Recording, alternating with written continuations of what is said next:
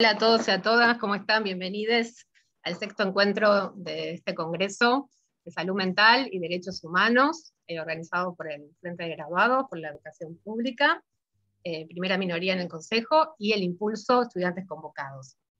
Bueno, nos ha tocado un tema en este último encuentro del año del Congreso, que es el tema de la salud mental en la ciudad de Buenos Aires. Tenemos mucho para conversar, debatir y reflexionar. Pero bueno, antes de presentar a los invitados, me presento. Mi nombre es Julieta Medici, soy parte integrante del Frente de Graduados, soy consejera, y además trabajo en un hospital público de la ciudad de Buenos Aires hace muchos años. Así que bueno, voy a modular esta mesa, este encuentro. Los invitados van a tener 15 minutos de exposición, y luego vamos a abrir preguntas por el chat, preguntas, comentarios, todo lo que ustedes quisieran hacer, ¿sí? Bueno, al principio quería comenzar a hablar acerca un poco de lo que consideramos la salud mental, ¿sí? Y en particular en CABA, tomando también en cuenta los otros encuentros que hemos tenido en este congreso. Bueno, en principio pensamos la salud mental como un eje protagónico en los territorios donde se constituye, y es parte fundamental de un sistema integral e integrado de salud, que es lo que se está debatiendo y reflexionando. El encuentro anterior justamente tuvo que ver con eso, ¿sí? Esta salud mental la consideramos desde una perspectiva obviamente de derechos humanos, de género y con base en la comunidad. Quizás también sabemos que un sistema de salud no es solo un sistema de prestación de servicios, ¿sí? Digamos que conglomera un montón de imaginarios acerca de lo que son las prácticas en salud mental, tanto de los usuarios, de los profesionales, y incluyendo las decisiones políticas. En principio, bueno, estas prácticas, hoy vamos a hablar un poco de esas prácticas, vamos a hablar de la situación de la ciudad de Buenos Aires con respecto a las decisiones políticas, incluso durante la pandemia, y la dificultad que hemos tenido con un Estado en la ciudad de Buenos Aires que no fue garante en absoluto de ningún tipo de cuidados, ni para sus usuarios, ni para los trabajadores de la salud mental, ¿sí? Me gustaría también decir algunas cosas más. Un punto importantísimo con respecto a este tema, y que también nos compete, es la formación que tenemos en la salud mental, y empezar a pensar un poco si está a la altura justamente de la época y las necesidades del pueblo, ¿no? Con respecto a lo que se tiene que tener en cuenta con la continuidad de los cuidados, ¿sí? Y lo que tiene que ver con toda una política en la cual hubo hace 14 años en la ciudad de Buenos Aires un vaciamiento y un déficit de financiamiento del sistema público en salud mental muy importante, ¿sí? Esto siguió con la pandemia. Justamente ayer se cumplieron 2 años incluso de una ley muy abusiva que se intentó y se frenó por suerte antes de la pandemia, una ley para residentes, para trabajadores, en la cual el gobierno, digamos, quiso imponer el gobierno de la ciudad de Buenos Aires, y por suerte no pudo, pero siempre estamos un poco como resistiendo estas cuestiones. Otro tema importante es nuestra ley. Además de la Ley Nacional de Salud Mental, nosotros tenemos una ley, la 448, de hace 20 años, tiene ejercicio esta ley, pero poca implementación. También vamos a hablar de esto, de los avances y los retrocesos de esta ley. Y también es importante aclarar que todas nuestras prácticas tienen que ver con dispositivos de salud que se enmarcan también en producción de subjetividades, ¿sí? Y que reflejan un poco cómo pensamos la salud mental, como les decía al comienzo. Bueno, esto es un poco lo que vamos a ir trabajando de a poco. Necesitaríamos muchísimos más encuentros, no sé si nos va a alcanzar, pero bueno, la idea es un poco empezar por algún lugar y sobre todo empezar a hacer también, ¿sí? Bueno, en principio voy a presentar a los invitados que tenemos hoy. Marcelo Klingo es presidente de la Asociación de Psicólogos de Buenos Aires y docente universitario. Marina Pampujian es psicóloga, psicoanalista, jefa de trabajos prácticos de la Cátedra 2 de nuestra Facultad de Psicología, y además psicóloga en servicio del Hospital Borda. Y tenemos también una invitada muy especial, que es Victoria Montenegro, que es, digamos, ella trabaja y es legisladora de la Ciudad de Buenos Aires, vicepresidenta de la Comisión de Salud de la legislatura, y preside además la Comisión de Derechos Humanos. Bueno, en principio vamos a ir dándole la palabra a los invitados. Marcelo, si vos querés empezar, te cedo el micrófono. Dale, Juli, muchas gracias. Muy buenas tardes a todos y todas. La verdad que es un gustazo compartir este momento aquí, no solo con Juli, con Marina, con Vicky, sino con todo este espacio del Frente de Graduados, de la agrupación estudiantil. La verdad es que me parece una iniciativa genial que agrupaciones de la vida, de la comunidad, de nuestra facultad, se interesen por las cuestiones de la salud mental y organicen un ámbito de encuentro y de debate como que viene realizándose ya desde hace unas cuantas semanas. Me parece que es la modalidad, ¿no? Que es la forma de promover un debate, de discutir, de pensar, de reflexionar, y es un modo muy interesante de interpelar algunas posiciones que se han ido construyendo en este tiempo en nuestra facultad, más tal vez desde las autoridades o de la gestión que de la comunidad universitaria, ¿no? Me parece que estos espacios dan cuenta de otra voz y otra mirada y otra manera de pensar la problemática de nuestro país y la problemática de nuestra comunidad en nuestra propia facultad, en nuestra propia universidad, ¿sí? Lo cual da cuenta entonces que hay otras voces, ¿no? También que hablan de otro modo y que piensan de otra manera lo que nos atraviesa y lo que ocurre en nuestro país, más allá de las voces de las autoridades o de la palabra oficial de la facultad, ¿sí? Con la cual, como probablemente ya sepan, a lo largo de este tiempo de pandemia, hemos tenido muchas discusiones y muchas diferencias en relación a cómo entender y fundamentalmente cómo acompañar a nuestra comunidad en tiempos tan complicados, ¿no? Por ahí arranco, me parece que amerita, ¿no? Arrancar desde una reflexión de lo más inmediato, de lo más próximo que nos ha tocado y que todavía estamos atravesando, que es la situación de pandemia, ¿sí? Verdaderamente lo que nos trajo la pandemia es una suerte de conmoción generalizada, ¿no? De conmoción global, generando una enorme incertidumbre al modo de un hecho traumático, ¿no? Al modo de un evento que nos impedía reflexionar, simbolizarlo, otorgarle algún sentido, ¿sí? Es decir, nos conmocionó integral y completamente y alteró toda nuestra vida cotidiana, ¿sí? Esto genera un nivel de incertidumbre fenomenal, no solo que alteró nuestra vida cotidiana, dado las restricciones y los cuidados que fueron necesarios para enfrentar algo absolutamente desconocido, sino fundamentalmente que eso produjo un nivel de alteración y modificación estructural en todo lo que fueran nuestros proyectos, nuestras ideas, nuestros planes previstos, ¿sí? Además de producir una enorme conmoción en lo que es la vida de relación, ¿sí? La vida familiar, la vida cotidiana completamente alterada. En este marco, este nivel de alteración y de incertidumbre, una de las dimensiones que me parece imprescindible tener muy presente es que estamos aún transitando este proceso y por lo tanto todo aquello que nos invite a la reflexión, que nos invite a estos encuentros, ¿no? A juntarnos y pensar lo que estamos atravesando es clave, porque lo cierto es que todavía hay pocas certezas, ¿no? En relación a cómo abordar esto y cuáles van a ser las consecuencias, ¿sí? Que va a traernos esta pandemia con el nivel de extensión, con el nivel de prolongación y sobre todo esto que estamos viviendo en este momento, con la nueva cepa, con lo que pasa en Europa, es decir, la sensación de que el tema no termina, ¿sí? Por supuesto que también hay que poner en el haber lo que implica la política de vacunación, que sin duda es la política más importante y más eficaz verificada hasta ahora para enfrentar la pandemia. Pero en este marco, llevándola a la cuestión del impacto en la salud mental, uno de los asuntos que a mí me parece más importante que ha significado el impacto de la pandemia tiene que ver con la cuestión del duelo, ¿sí?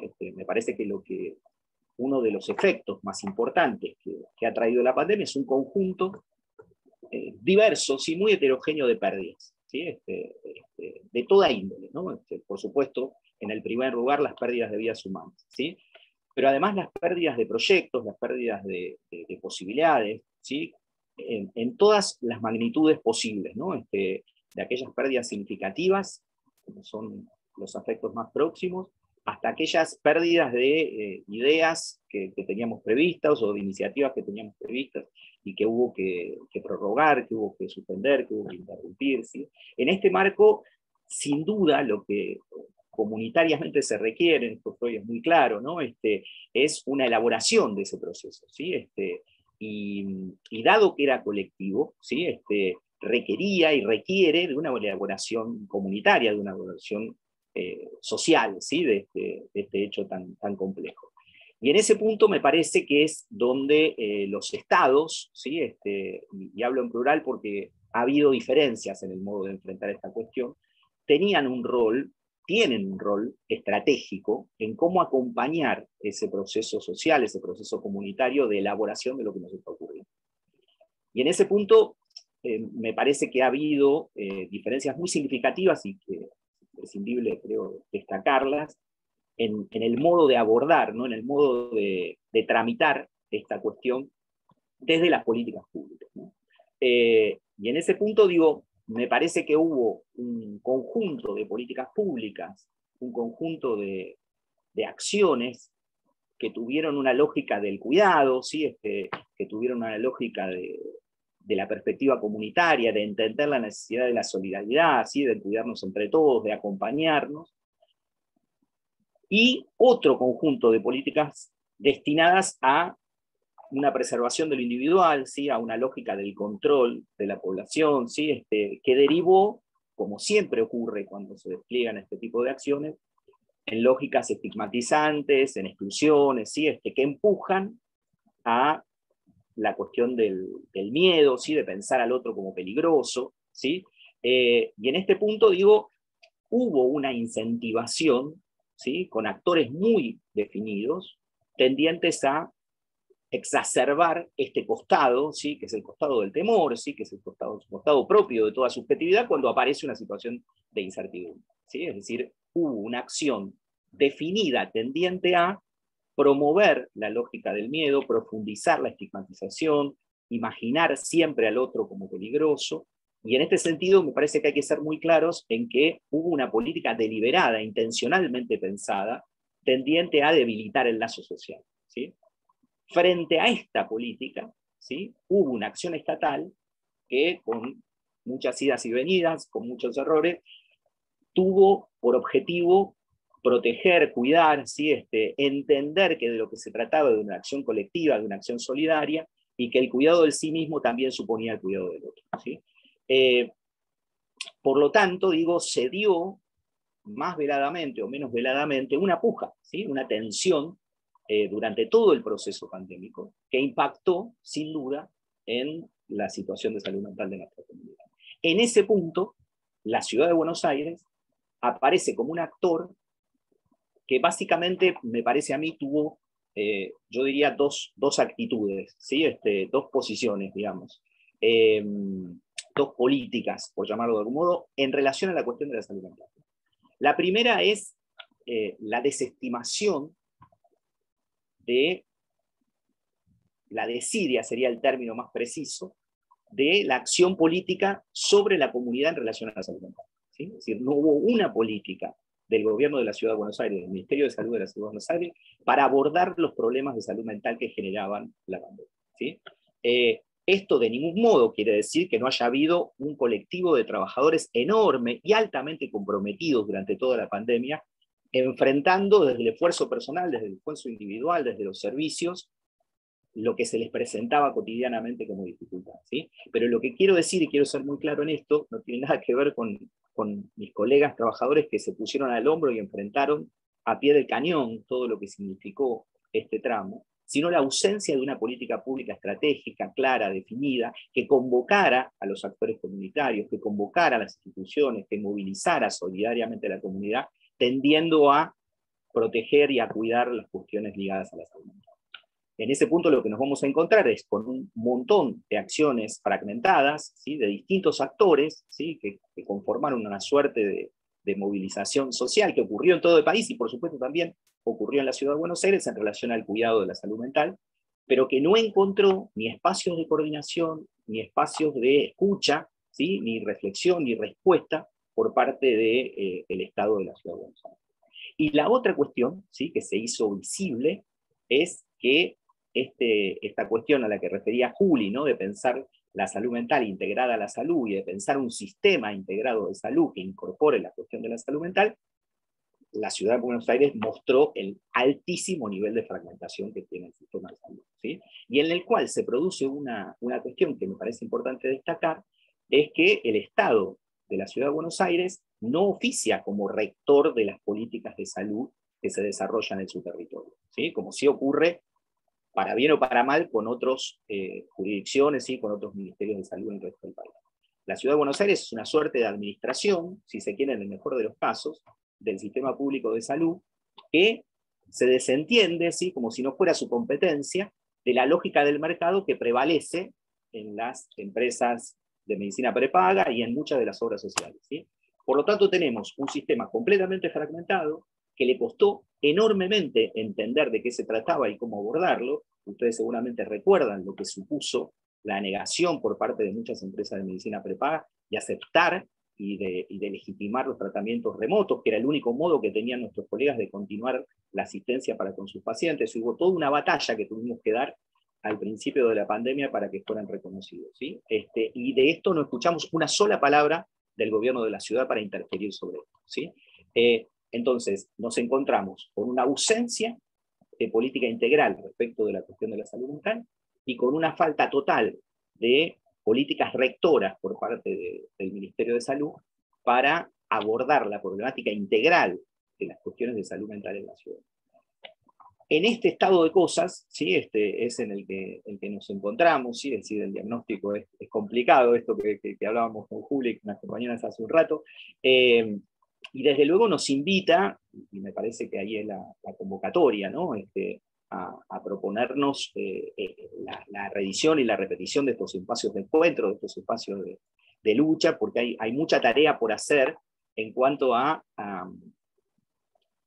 recuperar y a fortalecer y a promover un sistema público que tiene excelentes recursos humanos, ¿sí?, que tiene un colectivo muy formado y muy comprometido con la salud mental y la salud de nuestra ciudad y de nuestros vecinos, pero que sin embargo se encuentra carente de respuestas estratégicas por parte de la gestión estatal, ¿no? Y en ese punto, digo, me parece que sí, lo que la pandemia nos ha mostrado, que hay un montón de instituciones, un montón de organizaciones muy dispuestas, ¿sí?, a participar de una actividad solidaria, muy dispuestas a comprometerse cuando encuentran la convocatoria justa, y en este sentido, digo, me parece que, más allá de que el diagnóstico puede parecer un poco oscuro, creo que tenemos actores, tenemos herramientas, tenemos trayectoria, tenemos mucho recorrido, ¿sí?, en el campo de la salud mental, para dar esta batalla, ¿sí?, que es una batalla sin duda colectiva y que no puede pensarse por fuera de las cuestiones de la salud integral, ¿sí? Siempre es necesario, me parece clave, pensar a la salud mental integrada a la salud, y en ese sentido creo que el desafío que tenemos como sociedad es cómo somos capaces de construir un sistema de salud integrado que esté a la altura de estos requerimientos. La pandemia ha visibilizado la fragilidad, ¿no?, de nuestro sistema de salud y la necesidad de una transformación estructural, ¿sí? Hasta ahí, si te parece, Juli. Bien, Marce, gracias. Sí, tomando esto un poco con respecto a cómo visibilizó la pandemia, en realidad, la inequidad del sistema de salud en la ciudad de Buenos Aires, y la falta de accesibilidad y la desarticulación de programas que ya venían desarticulados, incluso programas que eran importantes sostener, sobre todo para atención en domicilio, por ejemplo, en el medio de una pandemia, y que, bueno, como el ADOPI, que también, ¿no?, tuvo sus momentos difíciles, incluido la precarización laboral siempre, ¿no?, de los trabajadores de la salud. Bueno, muchas gracias, Marce. Seguimos con Marina, que se conectó desde la ciudad de Córdoba, está en la comisión del órgano consultivo, ¿sí?, organismo que la Ley de Salud Mental Nacional, ¿no?, creó, y que es importantísimo, así que bueno, le damos la palabra.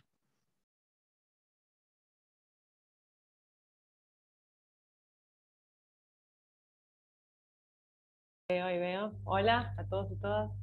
Estoy acá en el último plenario del año del Consejo Consultivo en Horario, que pudimos hacerlo en la ciudad de Córdoba y presencial. Tuvimos 2 años haciéndolo virtual, y es todo un hecho también. Aprovecho para contarlo porque en términos, digamos, de lo que es salud mental, tenemos muchas falencias en general a nivel territorio en general. Hoy nos toca hablar de Cava, pero bueno, me encuentro hablando de Cava desde Córdoba. Algo Es así, las paradojas. Yo les Igual tienen contaba... similitudes, ¿eh? Tienen similitudes. Sí, sí, Cava sí, y algunas. Córdoba, en Sí. política sobre todo. Sabés que ahora hay bicisendas en Córdoba, que antes no había. Y tienen los mismos colores, igualito. Eh, bueno, antes que nada quería arrancar, yo les comenté a los compañeros que en este momento está circulando un formulario justamente porque una compañera de trabajo social que se presentaron a concurso para un cargo de jefatura, que lo ganó. Bueno, este cargo, una vez ganado, fue impugnado el concurso y hoy por hoy con la impugnación, la Procuración está diciendo que tiene que volverse a realizar el concurso con un llamado exclusivamente a médicos. Con lo cual, digamos, para hablar de salud mental en la ciudad de Buenos Aires, tenemos que pensar que esto está atentando contra la ley 448, la ley 26657, la ley nacional, la ley 153 de salud integral, y también la de la carrera nueva, que tiene muchas cosas para ser observables, pero incluso hasta esa ley está violando. Pero bueno, lo traigo porque en realidad es el problema que pasamos todos los profesionales no médicos del sistema cuando queremos acceder a cargos de conducción de los servicios, de gestión de los servicios, y que afrenta contra uno de los principios principales de la ley, que es justamente la de que la salud en términos integrales, en términos generales, no se puede abordar y no se puede construir ningún tipo de abordaje si no es desde una mirada interdisciplinaria, intersectorial, teniendo en cuenta la complejidad de los problemas en salud. Pero bueno, voy a arrancar un poquito situando algo de lo que trajo Marce también, que la pandemia es un analizador no solamente de la sociedad contemporánea, sino de cómo estaban las estructuras de gestión, las estructuras hospitalarias y las estructuras del sistema antes de la pandemia. Y no podría decir que ni pre-pandemia ni con pandemia, y por lo que vemos post-pandemia, digamos, no habría o no se estaría direccionando, al menos en función de poder en la efectiva implementación de la ley de salud mental y en relación a poder garantizar los derechos de las personas con padecimiento y sufrimiento psíquico. Desde la pandemia lo que podemos decir es que en términos de salud mental y salud integral solo estuvo, y principalmente estuvo presente la mirada más restrictiva respecto de las intervenciones y respecto de lo que, digamos, la manera de ordenar, ¿no?, el sistema, que fue bastante caótico. La mirada más restrictiva, la mirada biomédica en relación al COVID, pero al mismo tiempo le interrogó, porque la mirada biomédica es una mirada que no considera el sufrimiento humano desde el malestar estructural. Y al mismo tiempo evidenció lo que es la construcción, hacia dónde se dirige la construcción de un Estado que mercantiliza la salud, mercantiliza los derechos. Y voy a retomar acá una frase que no recuerdo si en una de las charlas la dijo Alicia Stolkiner, que es que cuando uno encuentra un derecho vulnerado, lo más probable es que haya varios derechos vulnerados. Digamos que cuando se vulnera un derecho, no se vulnera uno solo. En general, uno puede encontrar que hay varias vulneraciones sistemáticas que se están produciendo de derechos. En lo que respecta al sistema en sí y a los trabajadores, que es uno de los temas que habíamos conversado de situar, En un principio hubo muchísima arbitrariedad en la asignación de tareas, sobre todo para las disciplinas principalmente no médicas, y también alguna cuestión así selectiva de acceso a los recursos, por los equipos de protección. No era lo mismo, digamos, si sos médico y estás en determinada situación, sobre todo también, incluso entre efectores, ¿no? El acceso era mucho más demorado de recursos en los efectores monovalentes, no solamente en los hospitales, sino en los centros de salud mental, que también, digamos, que no son los ESAC. Entonces también ahí había como diferencias, con lo cual, digamos, hay algo que queda claro, que la salud mental no es una prioridad, ni en términos, y es evidenciable, ni en términos de lo que tiene que ver con tener en cuenta, no sé, la incidencia epidemiológica del 30% de la población que te plantea la OMS, ni siquiera en esos términos, pero tampoco en la existencia de algún plan que considera la salud mental dentro de la salud en términos integrales, y muchísimo menos en términos presupuestarios. Con lo cual, digamos, podemos decir que la salud mental como campo y como política pública no estaría existiendo, o al menos todavía no nos hemos enterado. Si lo hay, no nos hemos enterado. Lo que hubo Marina, también se te está entrecortando un poquito. bueno, Se te está entrecortando un poquito. puede ser, estoy con la Sí, conexión del hotel y no ahora sé, sí, ahora bien. ¿está Ahora bien estamos. ahí? Ahora ¿Hasta sí. dónde, Se hasta dónde escucha bien, escuchas? Mari, no, se escucha bien, se escucha Ah, bien. entonces Mari, dale, dale, es mi dale. conexión. Puedes Se seguir, escucha puedes bien, se seguir. escucha bien. Ah, ok. Digo, ahí tengo Era que la repetir mía. todo. Em, bueno, lo que hubo también, digamos, como para poder historizar un poquito, es que como la salud mental siempre hay que pensarla desde una mirada de la complejidad. Lo que pasó también es que hubo un repliegue y un cierre de muchas instituciones del Estado en los territorios que profundizaron las barreras que ya existían de accesibilidad a políticas sociales, que muchas veces eran por la vía del sistema sanitario. Al mismo tiempo también hubo repliegue y cierres de dispositivos en los hospitales que también profundizaron y digamos que no solamente profundizaron las barreras, sino que también profundizaron la lógica manicomial.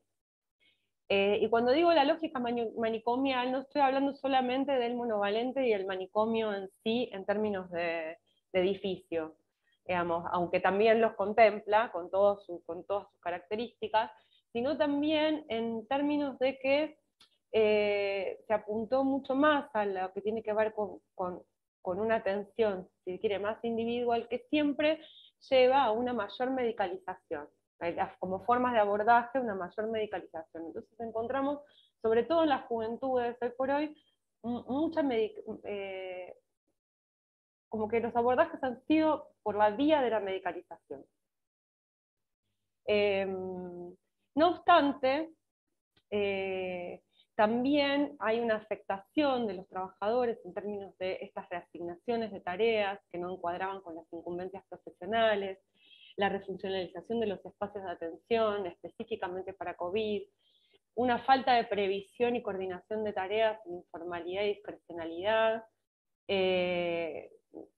en distintos niveles de las gestiones institucionales, en cada lugar distinto, además, con mucha confusión respecto de las directivas y los protocolos y los ordenamientos que afectaban seriamente los procesos de trabajo, con mucha discontinuidad en los dispositivos, pero a todo eso, además, le tenemos que agregar que mostró claramente también las faltas de recursos que los equipos, incluso funcionando antes de la pandemia, ya teníamos. Marce decía que desde la ciudad no habían dicho nada respecto de las obras sociales con la renuencia, la atención virtual o telefónica. Y yo pensaba, claro, a ver, al menos en el servicio en que yo estaba, y sé por un estudio que ahora les voy a comentar, que muchos dispositivos hemos estado sin teléfonos y sin computadoras, pero esto no es en la pandemia. Los servicios funcionan sin teléfonos y sin computadoras, para elevar informes, para atender los llamados, para acceder a los turnos. Muchísimo menos un teléfono, muchísimo menos para que la atención fuera telefónica. En algunos lugares se facilitó la línea, se atendió y demás, pero en realidad los y las trabajadoras tuvimos que poner nuestros recursos sin que eso además implique un reconocimiento de eso en términos también que el Estado financie nuestros propios recursos. Digamos, no teníamos las líneas, usábamos nuestros teléfonos, bueno, nadie nos pagó las líneas telefónicas, el acceso a internet y demás para poder sostener los tratamientos. Entonces, hubo, si se quiere, mucho de la capacidad de los equipos de las redes informales y del trabajo de los profesionales para poder lograr la atención, más allá y con las numerosas limitaciones del sistema y de la política de salud mental de la Ciudad de Buenos Aires. Entonces, cuestiones que sabían que eran retrasos en admisiones en los dispositivos, insuficiencia de dispositivos de acompañamiento, bueno, todo esto agudizado, no es que no estaba, se agudizó. Entonces, la pandemia no ha hecho más que develar los problemas estructurales del sistema y en todo caso los ha profundizado. Pero no es que deterioró algo que que estaba bien, digamos. En términos de salud mental también, y en esta mirada restrictiva, también lo que ha pasado es que se ha impedido, ¿no? O han habido restricciones también y que tiene que ver con derechos, con el tema de poder asistir y poder estar en la propia casa, en esta cuestión de poder ir, digamos, con una lógica supuestamente de cuidado. Bueno, se prohibieron, ¿no? Los permisos de salida, digamos, ¿no? De las internaciones, sobre todo los monovalentes, ¿no? Entonces se ha restringido las salidas, sin que eso necesariamente redunde en que hubiera algún tipo de política donde los usuarios pudieran acceder a dispositivos para poder conectarse con la familia. Digo, el trabajo de la red de las familias respecto de las familias para sostener lazos, tampoco, que fuera una política, digamos. Sí puedo decir que hay servicios en los cuales han tratado los y las trabajadoras de poder producir estas cuestiones, pero no como algo que venga desde la gestión, digamos, ¿no? Sino desde los propios trabajadores y trabajadoras. Es un montón para decir, digamos, ¿no? Sobre qué implica, ¿no? Que, bueno, también se suspendieron encuentros grupales, se vieron alteradas, digamos, las capacidades también, porque en muchos casos los monovalentes han funcionado también como receptores de personas con COVID, digamos, en esta cuestión de necesidad de camas para la atención de COVID. Y acá quiero señalar algo que me parece importante, que no es menor, que es que antes de que apareciera la pandemia, hubieron dos situaciones en las cuales uno era de un intento de unificar 5 hospitales, en otro momento después fueron la unificación de los tres de los 5 monovalentes, y cuando empezó la pandemia dijimos, bueno, ahora parece ser que como se necesitan los hospitales, no se va a llevar adelante este plan. Bueno, parece que nos equivocamos todos, porque ahora resuena, no puedo decir que sea cierto o no, pero vuelve a resonar, ¿no? el fantasma de la unificación de los hospitales, sin que eso necesariamente conlleve un plan que implique la participación de los trabajadores en las adecuaciones, ¿no?, necesarias que propone la Ley Nacional de Salud Mental de los hospitales, sobre todo los monovalentes, ¿no?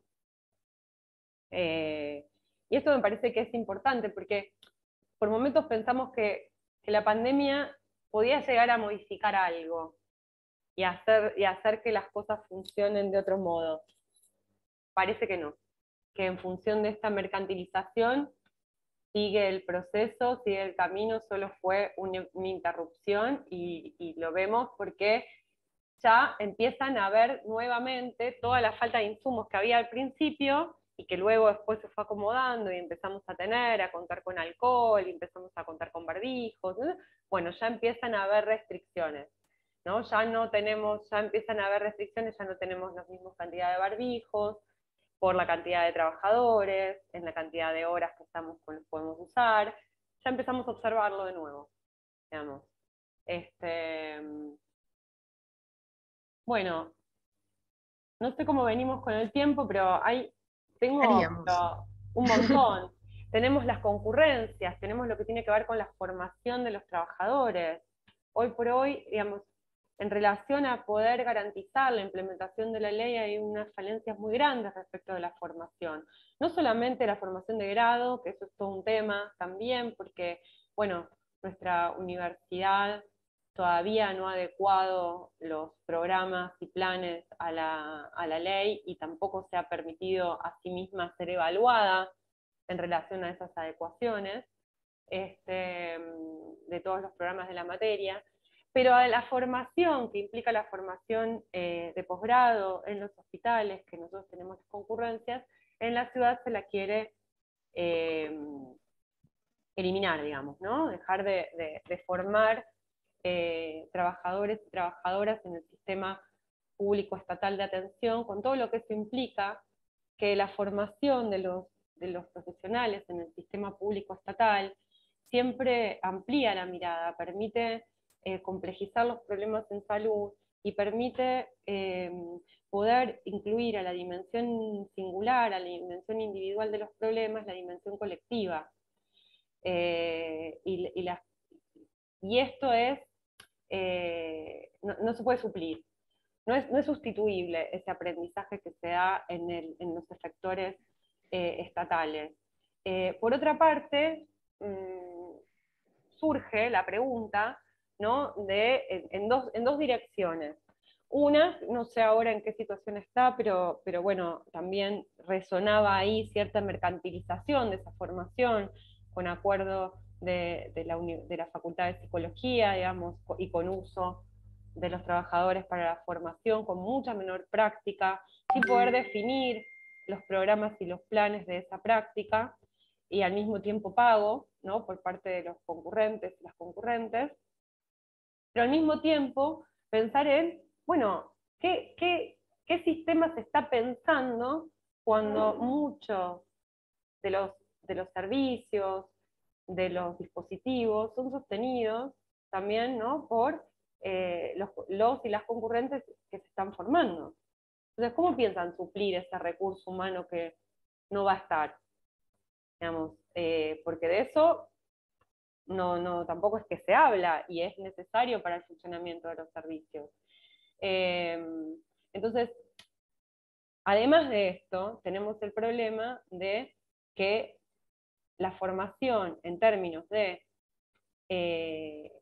poder tensionar hacia un paradigma integral, hacia un paradigma con perspectiva de derechos, con perspectiva de género, inclusivo, donde lo colectivo esté situado con base en la comunidad, bueno, tiene grandes deficiencias, y entonces lo que nos encontramos es con una hegemonización muy grande del paradigma manicomial y tutelar. Bueno, creo que hay un montón de cosas más, no sé qué tiempo tengo. Ya estaríamos, Mari, en el tiempo, pero me parece que hiciste un abanico interesante, abarcaste varios temas. actuales, además, ¿no? Yo pensaba en esto de la ausencia del proceso de desmanicomialización, no se sabe lo que dicen las leyes, nosotros tenemos, y un dato fundamental es que hay solo 3 hospitales con salas de internación, en hospitales generales. 2 de esos hospitales son antes de la ley 448, o sea, antes, hace 20 años atrás, se crearon esas 2 salas de internación. O sea, que de estos 20 años para acá, tenemos solo un hospital que se suma a esta cuestión, y ni hablar de la falta de dispositivos alternativos a lo que es la internación. Y tomando esto que decía de la concurrencia, me parece sumamente importante, porque no tiene nada que ver, digamos, una formación en servicio, en una práctica, en una institución como un hospital, un CESAC, un centro de atención primaria, a una formación netamente académica, aún haciendo alguna pasantía puntual en algún hospital público, ¿no? Y los que nos formamos en el hospital público sabemos que no tiene nada que ver una cosa con la otra, es algo que hay que seguir defendiendo y resistiendo, ¿no? Sobre todo los centros de salud mental que justamente tienen ingresos solos de concurrentes y no tienen residentes, ¿no? Sí. Y esto incide muchísimo también en que hay una fragmentación, como decía Marci, una desarticulación muy importante entre servicios.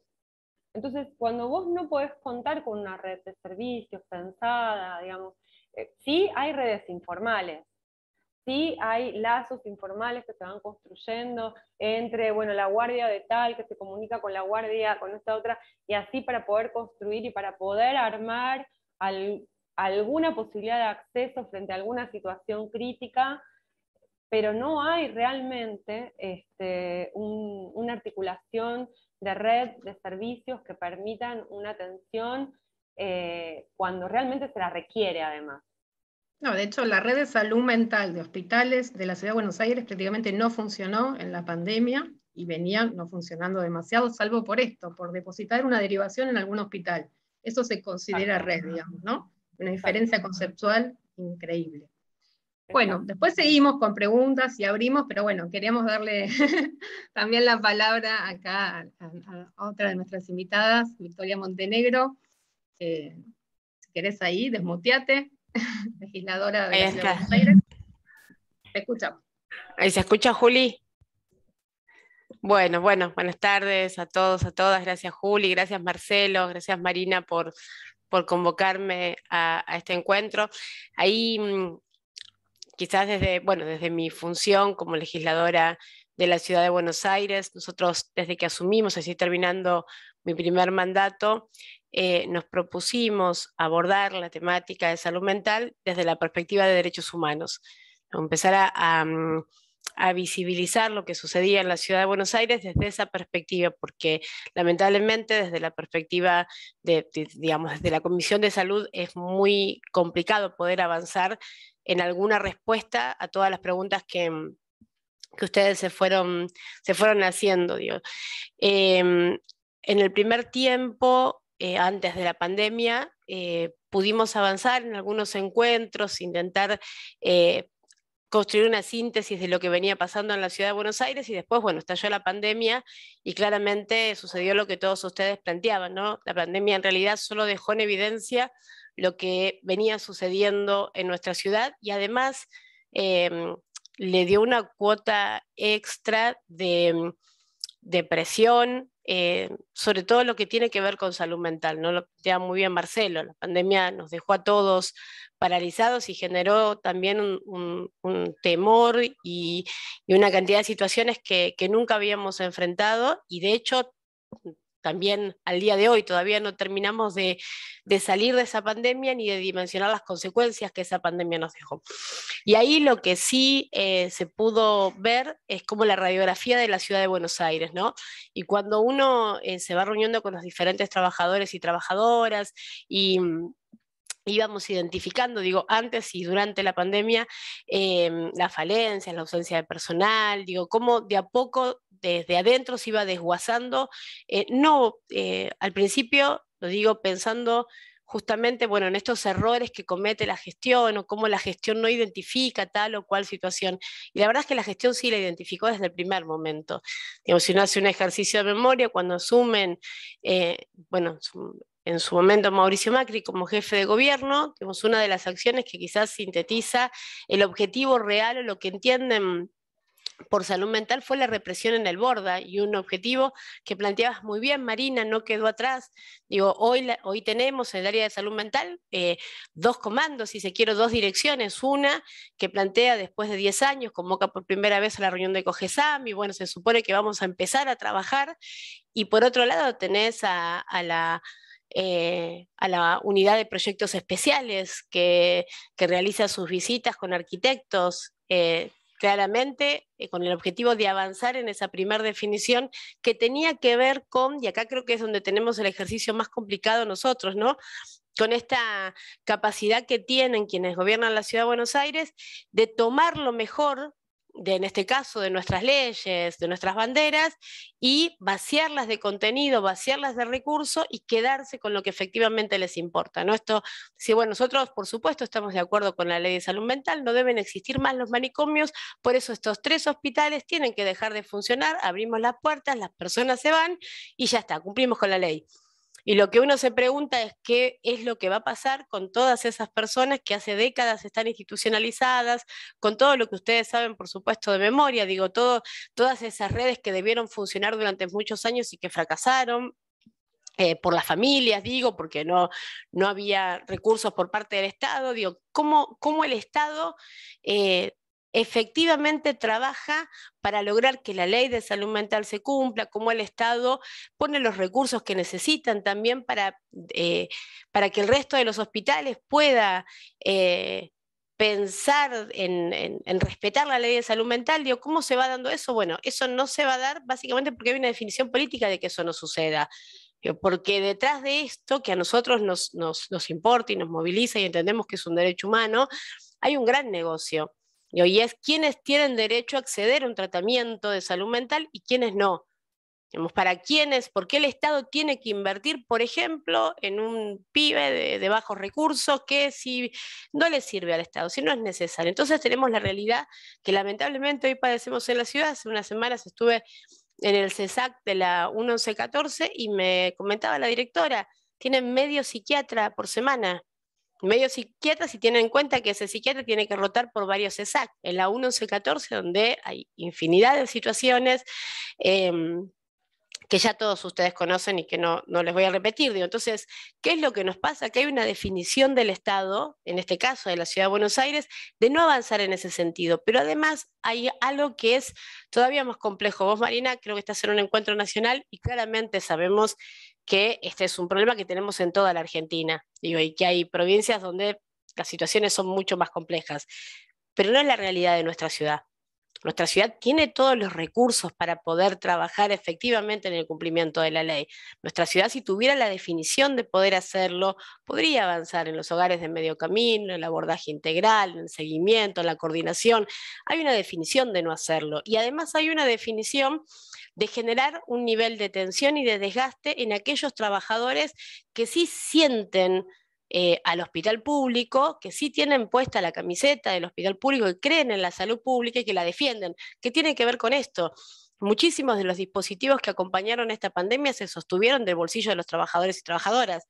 Y de hecho, el otro día nos comentaban algunos compañeros que recibieron más barbijos del gremio que del hospital, digamos. Entonces, ese cuidado permanente tiene que ver también, eso es una definición política, de desgastar a aquellos trabajadores que siguen defendiendo la salud pública y en este caso que siguen peleando por la ley de salud mental. Y lo más peligroso, y creo que es lo que nunca tenemos que subestimar en esto, que son definiciones políticas, es que ellos tienen muy en claro que es necesario terminar, si se quiere, con el gen de quienes permanentemente activan esa pasión por la defensa de lo público. Digo, esto que está sucediendo, y vos preguntabas, no sabemos, mira, yo soy legisladora de la ciudad y tampoco lo sé.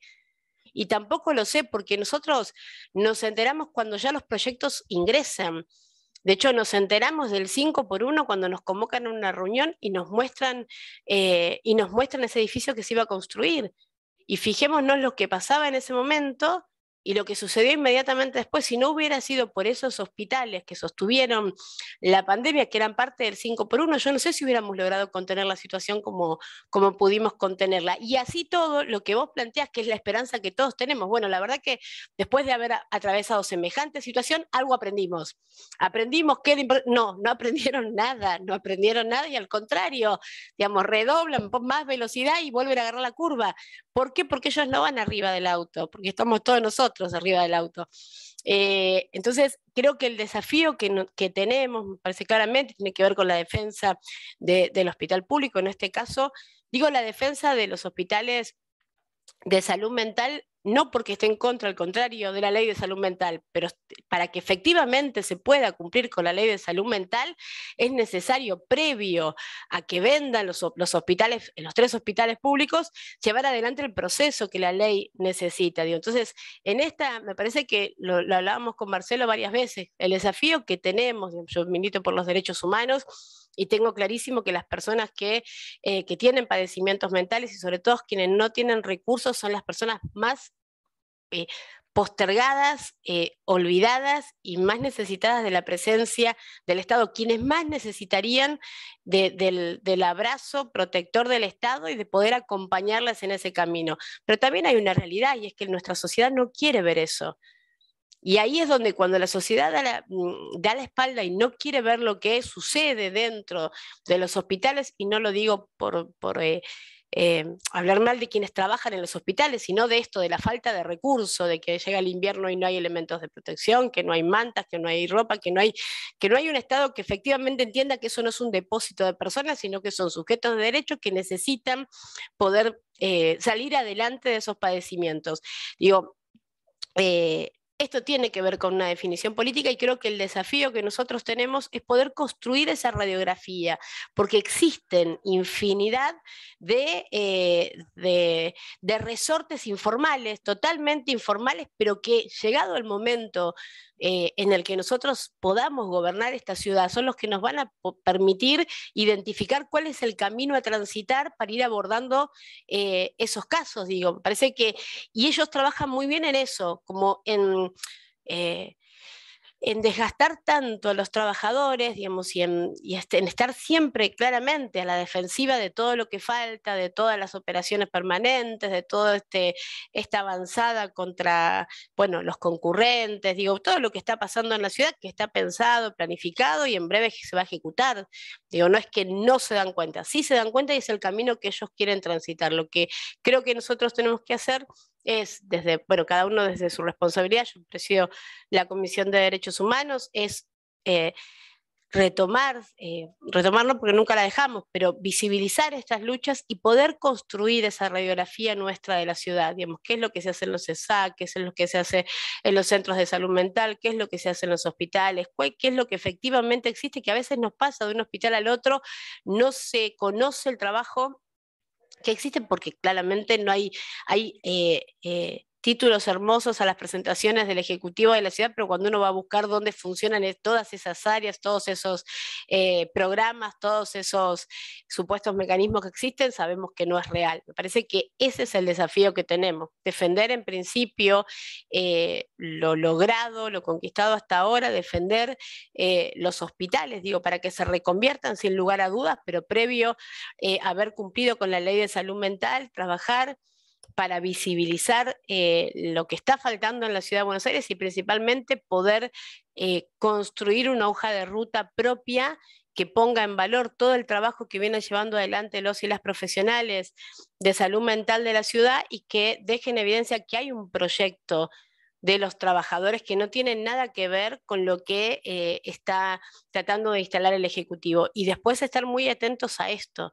Digo, no es inocente, no es una cuestión de recursos, a la ciudad le sobran recursos, no es una cuestión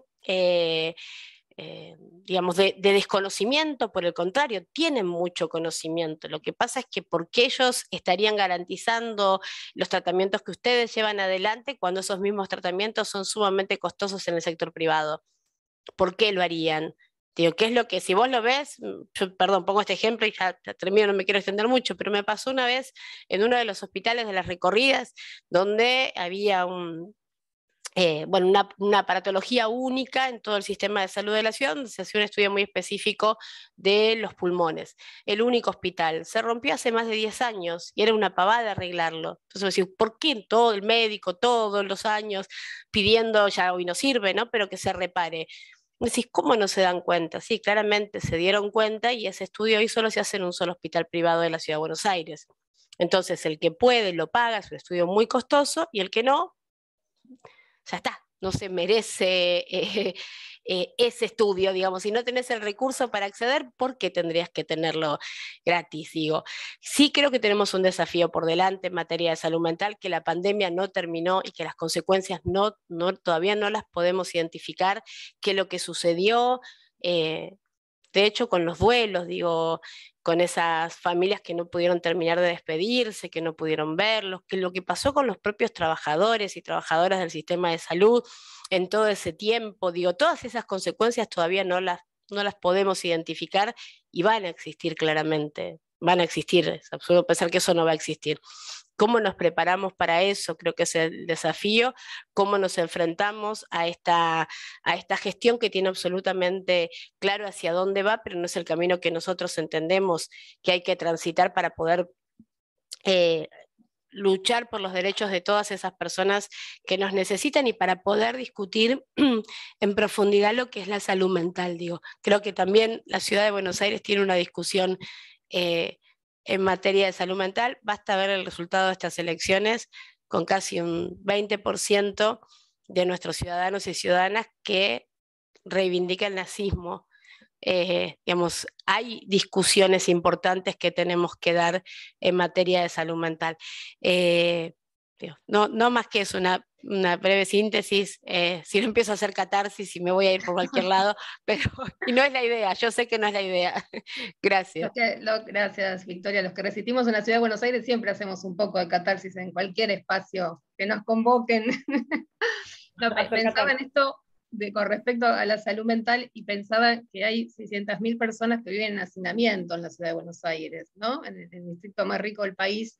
Digo, ¿qué salud mental se puede pensar con esa vulneración de derechos, ¿no? Como decía Marina, cuando hay vulnerado un derecho, digo, ya está, los derechos humanos son interdependientes, ¿no? Entonces uno podría pensar que no hay mucho ahí, digamos, hay que hacer mucho, pero bueno, no hay una decisión, como decías vos, política al respecto.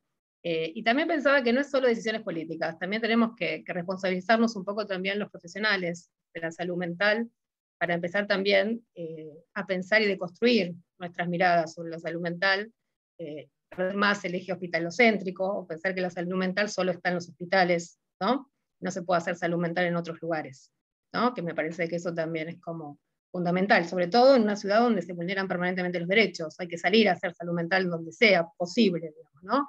Y con la comunidad, no sin la comunidad, ¿no? Lo comunitario como efecto de nuestras prácticas. Me parece sumamente importante, y que lo dicen las leyes de la Ciudad de Buenos Aires, ¿no? Las leyes de perspectiva de derechos.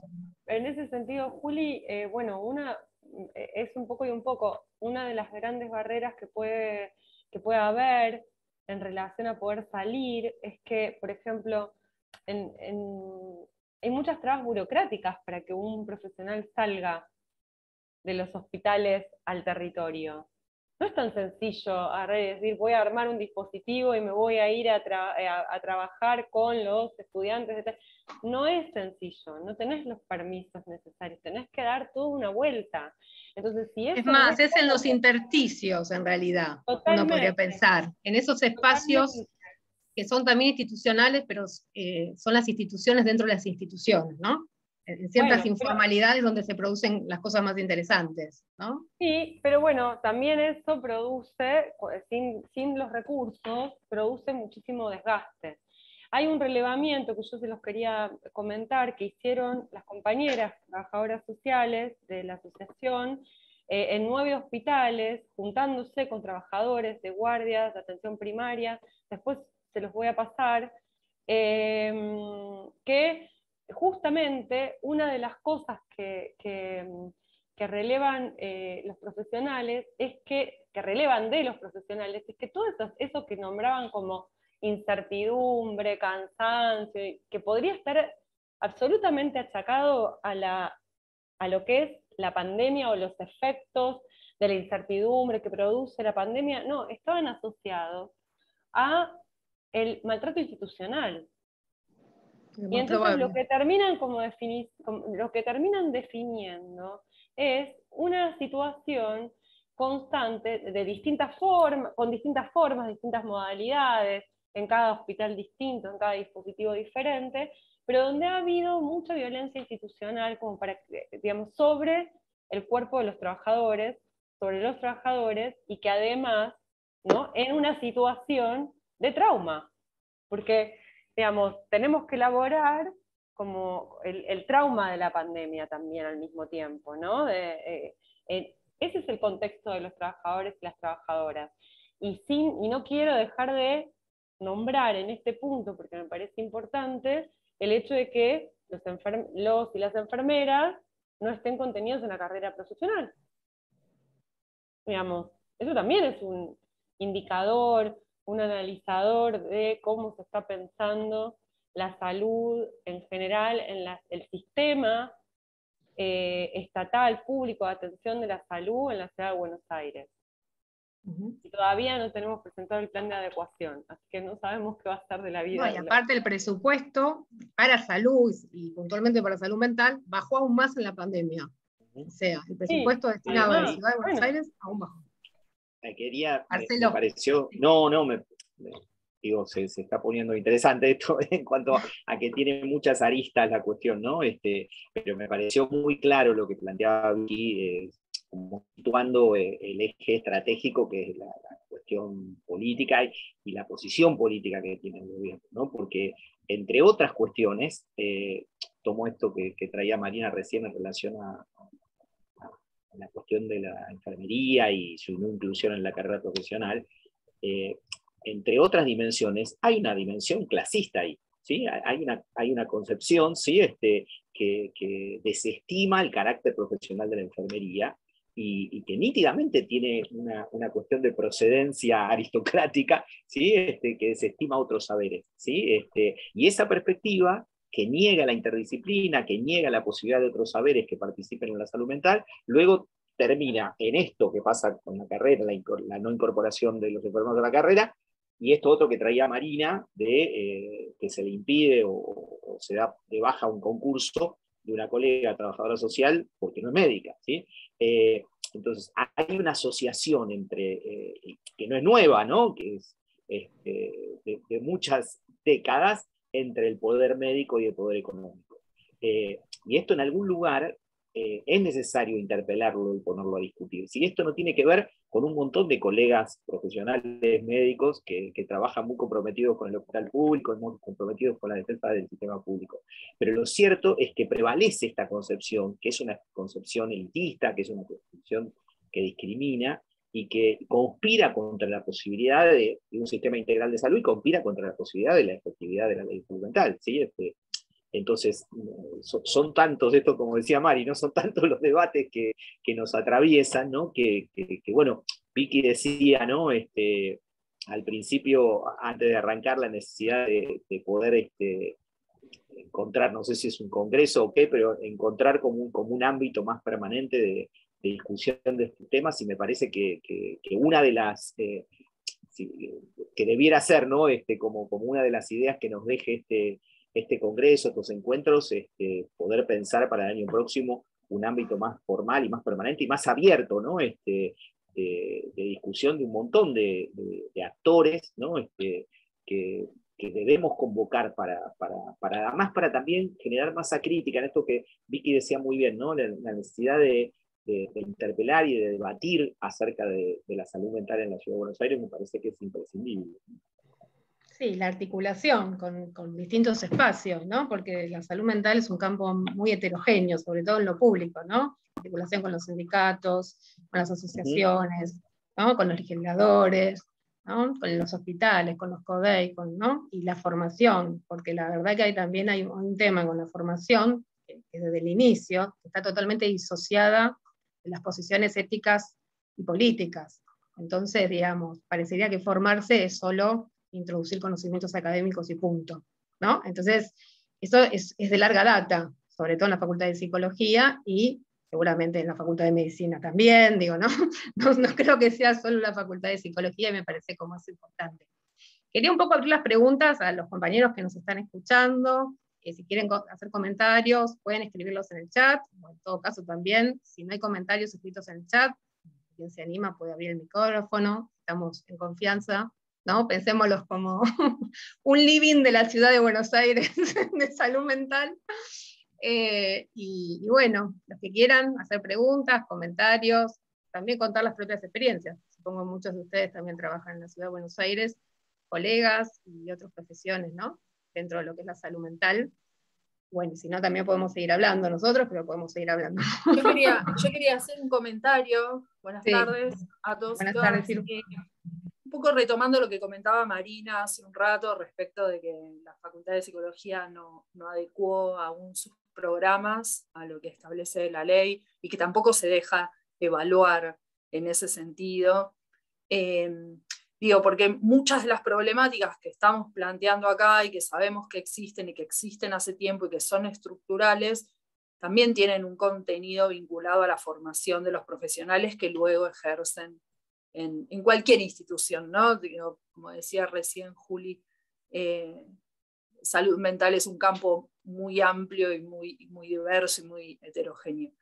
Y ahí me parece que también tenemos un desafío enorme, digo, que no se desvincula del todo de lo que es la gestión de la ciudad de Buenos Aires, nuestra facultad, y por lo pronto la gestión que la conduce actualmente tiende y tiene una tendencia clara a la mercantilización de la profesión, la mercantilización permanente de la formación, en donde por supuesto hay más foco puesto en los posgrados que en el grado, y a la vez también creo que, bueno, antes de la pandemia, en realidad, en el último encuentro federal de derechos humanos, recuerdo que habíamos, con un compañero de una de las cátedras de salud, habíamos hecho como un ejercicio de buscar en cuántas materias de la formación de grado en la facultad, en la bibliografía estaba incluida la Ley Nacional de Salud Mental o la 448, y la verdad que eran 2 o 3 materias de toda la currícula, lo que es, digamos, una muestra muy clara de que ahí también tenemos un problema, ¿no? Eso, que también digo que las aristas a las que nos enfrentamos y que tenemos que lograr articular son extremadamente variadas, ¿no? Y de hecho, perdón, Juli. Quería decir, agregar una dale. cosita a lo que decía Irupe, que de hecho los concurrentes que ingresan al hospital, ven la ley en el ingreso, examen a residencia. Es ahí donde se ven las leyes, en ese ingreso que es un concurso público, y que si se cierran las concurrencias, sin concurso público no estaría como concurso público, ¿no? Así que tampoco sabemos si estaría la garantía de poder conocer las leyes antes de entrar a trabajar, por ejemplo, en un hospital, que no es solo la ley como letra muerta, sino que la ley tiene que operar como un instrumento de acción en la práctica. Entonces me parece que eso es importante. Cuando llegan los concurrentes y nosotros desde el hospital damos los cursos y demás, trabajamos las leyes, pero trabajamos con la práctica, con esa articulación de la práctica, todas las leyes de protección de derechos, no solo las leyes de salud mental, ¿no? las que hoy nombramos. Y me parece que eso es fundamental, ¿no? Digamos, poder trabajar. Perdón, perdóname, Mari, quería Marce, simplemente... No, porque quería una cuestión en relación a lo que traía Iru respecto de la facultad. Esto que muy bien señala, y la verdad es que es iluminador, ¿no? Es cuando lo presenta Iru es tan dramático, ¿no? Decir, bueno, de toda la currícula hay 4 o 5 materias que simplemente son las que retoman la ley que nos rige en un ejercicio de nuestra práctica. Es verdaderamente pavoroso, ¿no? Porque decir, ¿qué estamos formando, no?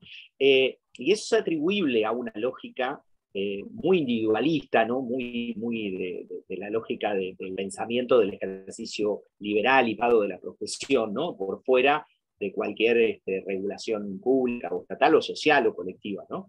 Pero yo creo que en el último tiempo se le ha agregado un problema adicional, ¿no? Se ha agravado aún más el problema de la formación, y que tiene que ver con que hay una la conducción actual de la facultad ha ido aún más lejos y me parece que ha decidido involucrar a la institución de la facultad en la disputa por el poder político partidario, ¿sí? Y se ha como asociado y se ha puesto la camiseta desembosadamente en relación a ser parte de una estrategia de la derecha, ¿sí?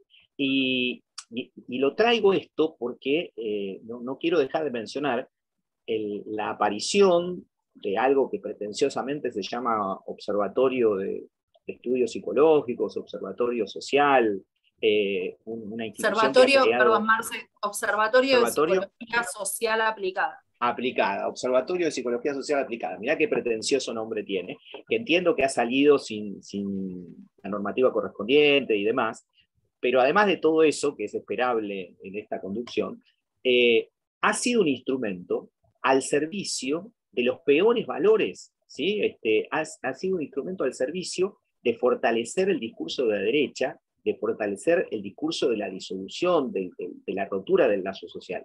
Es decir, ha construido un instrumento desde una institución académica para fogonear una política de destrucción del colectivo y de la comunidad.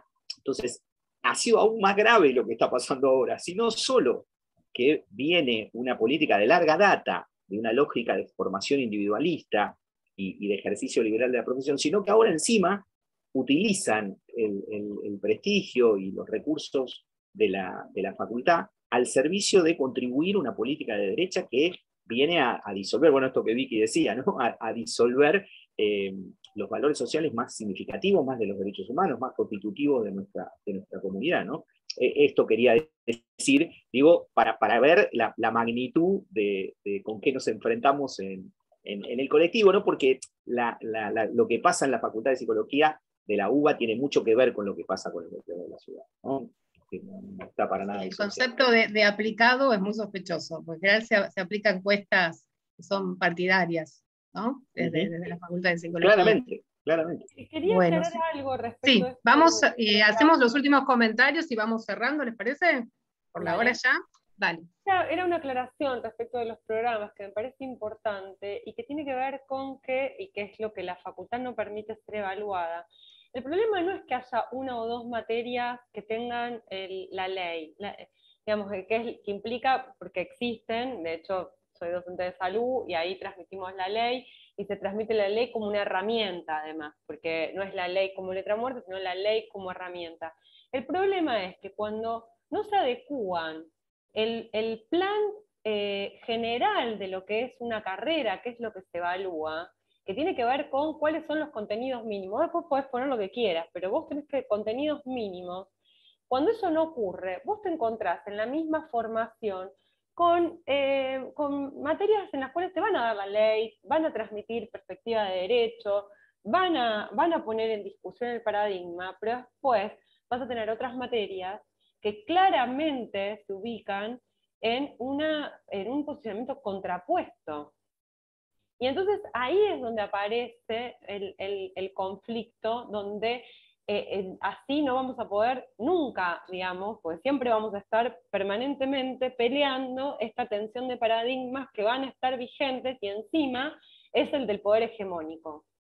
Entonces, ahí me parece que en esto ahí hay algo importante que se está jugando para no permitir esa adecuación de contenidos, que es mucho más seria. Pero bueno, ahí ya estamos en la facultad, pero que esto incide en la formación de los profesionales en la Ciudad de Buenos Aires, y me parece muy importante rescatar lo que trae Vicky, que es la Ciudad de Buenos Aires es la ciudad más rica, y presupuesto para hacer políticas que sean con perspectiva de derecho, que garanticen derechos y que garanticen acceso a derechos, tiene, no es que no. Y esto me parece algo que es que no se puede soslayar. Bien. Vicky, ¿querés hacer un comentario? Que estamos ahí como potenciando un poco la palabra ahí, nos empoderamos. No, corresponde que así sea. No, simplemente agradecer una vez más, nada, que me hayan convocado. La verdad es que desde mi militancia en derechos humanos es un tema en el que estoy comprometida, así que por supuesto cuenten con nosotros, y utilícennos en el buen sentido de la palabra, cuenten con la Comisión de Derechos Humanos. No sé qué sucederá el año que viene, entiendo que podría estar renovando esa presidencia, así que esos mecanismos institucionales son importantes y nos pueden ayudar a visibilizar mucho de este trabajo que ustedes llevan adelante, así que solo eso, cuenten con nosotros en el mejor sentido, y bueno, nosotros también necesitamos contar con ustedes, porque ahí ustedes planteaban algunas cuestiones. La verdad que lo que estamos viendo en los barrios populares, hay días en que es desolador. Nos está pasando, de hecho, las mujeres organizadas, sueltas, como decimos, esos grupos que en su momento fueron ayudándose con el alimento, bueno, hoy tienen muchos problemas. El otro día, sin ir más lejos, tuvimos un encuentro que no tenía nada que ver con esto, y sin embargo lo que surgió, en los últimos 3, los que surgió más fuerte es el tema de la necesidad urgente de que alguien las ayude a ver cómo se hace. Porque es esto, son tantos los problemas, los padecimientos, los adolescentes con el consumo problemático, la violencia, el abuso de los niños, son todas cosas que en una manzana no son aisladas, se dan en infinidad de casos. Entonces, el pedido era que alguien nos ayude a ver cómo se hace. Nosotros nos juntamos, nos ponemos el hombro, pero le está faltando la pata profesional que ayude a ordenar eso, cómo se hace, cómo se ordena toda esa necesidad, cómo se acompaña, cómo se crean esos grupos, cómo se fortalecen esas redes más artesanales y que más necesitan de esta presencia. Institucionalmente no lo tenemos, es esto, es medio psiquiatra para abordar uno de los barrios más complicados. Bueno, creo que, no sé cómo ustedes son los profesionales, pero creo que deberían existir algunos mecanismos para no caer. Creo que Iru lo decía, o Marina, no me acuerdo ahora, pero también es cierto no caer en sobrecargar a los trabajadores, a los profesionales que ya vienen con todo esto, pero debería existir alguna forma de ir conteniendo o acompañando a esas redes, y además siempre es lo más importante, que nosotros entendemos que es es la mejor posibilidad que tenemos de medir lo que efectivamente está pasando en un sector muy importante de nuestra sociedad. Digo, cuando uno entra, por ejemplo, y me está pasando últimamente a muchos lugares donde entras a hogares que no tienen ventanas en la ciudad de Buenos Aires. Entonces, una vez que vos entras a un hogar que tiene 3 pisos, que no tiene una ventana, donde los niños tienen enfermedades respiratorias solo porque son pobres y quedaron discapacitados para toda la vida solo porque son pobres, digamos, todo eso que uno entiende de la violencia o de las violencias, bueno, ahí no aplica. Nada de todo eso que uno conoce aplica en esas condiciones. Y bueno, ¿qué se hace? ¿Cómo se hace en el mientras tanto? Porque es cierto que estructuralmente, hasta que nosotros no gobernemos la ciudad, las cuestiones de fondo no van a poder cambiar como nosotros queremos, pero sí en el medio tenemos que tener la capacidad de generar algún mecanismo que nos acerque a quienes más nos necesitan. Digo, solo eso, bueno, y que cuenten con nosotros, con nuestra comisión, con la Comisión de Derechos Humanos, con nuestra banca, digamos, y nosotros también necesitamos contar con profesionales comprometidos. Gracias. Está con nosotros. También, claro. Sabes que, Vicky, perdón, pero tengo que decirlo, hay guardias y consultorios en los servicios sin ventanas. No, Digo, tremendo. o sea, me Hospital parece de que días sin ¿Qué? ventanas. Hospital ¿Cómo? de día, en mi hospital, a la cocinera del hospital de día le pagan los profesionales para que cocinen en el hospital de día. O sea, me parece que ahí hay una manera de pensar las condiciones de vida y la política pública que es como, bueno, nada, ya creo que ya lo dijimos. Ya por hoy me parece que fue. Sí. Ponemos el punto, que no es final, pero bueno. Punto Sí, seguido en otro momento. me parece, Juli, que Sí. si el año que viene la pandemia nos lo permite, me parece que está muy bueno que pudiéramos generar alguna actividad por ahí para charlarlo con los compañeros y las compañeras que están organizándolo, para charlar esta charla que tuvimos dentro de la facultad. parece que Vicky, por ejemplo, venga a la facultad y cuente la tarea, eso, digamos, que los estudiantes mano a mano, me parece que eso impactaría realmente muy, muy bueno, porque es, nada, interpelar desde la realidad, ¿no? Encontrarte con la realidad, que eso pueda llegar a las aulas, la verdad que sería genial. Sí, a las aulas, a los hospitales, a las Totalmente. salitas, a los ESAT. Totalmente. ¿No? También. Bueno, les agradezco a todos, a todas y a todos Gracias por la invitación. el estar. Muchas gracias. Y bueno, nos encontramos a la vuelta de la esquina, porque en realidad siempre nos estamos viendo en algún lugar, en algún espacio. Chao, muchas gracias. Buena semana. Gracias a todos.